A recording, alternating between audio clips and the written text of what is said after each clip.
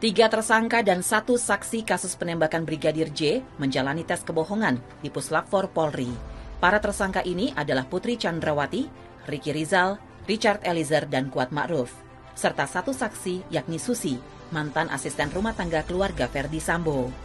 Mereka diperiksa dengan menggunakan poligraf atau dikenal dengan lie detector. Poligraf adalah alat untuk menguji kejujuran seseorang melalui reaksi tubuh. Poligraf juga dikenal sebagai psychological deception detection atau pendeteksi kebohongan seseorang melalui gejala psikis yang membangkitkan reaksi fisiologis atau reaksi tubuh. Puslapor Bareskrim Polri memiliki alat poligraf yang telah diakui oleh Asosiasi Poligraf Amerika. Alat produksi Kanada tahun 2019 ini memiliki tingkat akurasi hingga 93% dan sudah memiliki standar ISO IEC 17025. Teknik poligraf yang digunakan Puslapor Polri membatasi 3 hal, yakni sensor untuk jantung, sensor untuk kelenjar keringat, dan sensor untuk pernafasan. Pemeriksa poligraf harus seseorang yang tersertifikasi dan telah mengikuti pelatihan untuk memenuhi syarat ketentuan sesuai dengan standar operasional prosedur Asosiasi Poligraf Amerika. Saat pemeriksaan poligraf, ada beberapa kriteria yang harus dilakukan, yakni pemilihan metode atau teknik pertanyaan yang akan dilakukan. Tim Puslap 4 Polri menggunakan metode yang merujuk pada penelitian yang dilakukan di Universitas Utah, Amerika Serikat, yaitu Utah ZCT, dengan menggunakan teknik pertanyaan pembanding.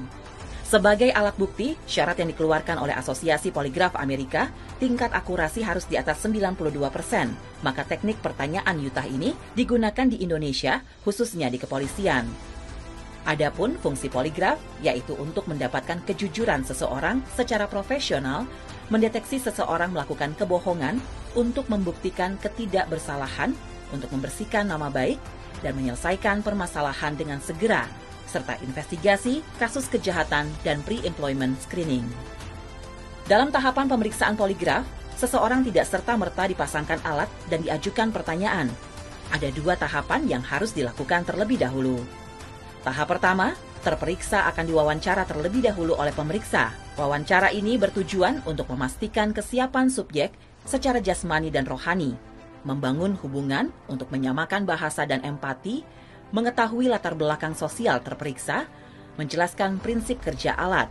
Pemeriksa kemudian mempelajari terperiksa dan bahasa tubuh terperiksa, menyamakan persepsi kedudukan kasus, dan mempersiapkan pertanyaan dalam tes. Setelah itu, baru dilakukan pemeriksaan poligraf.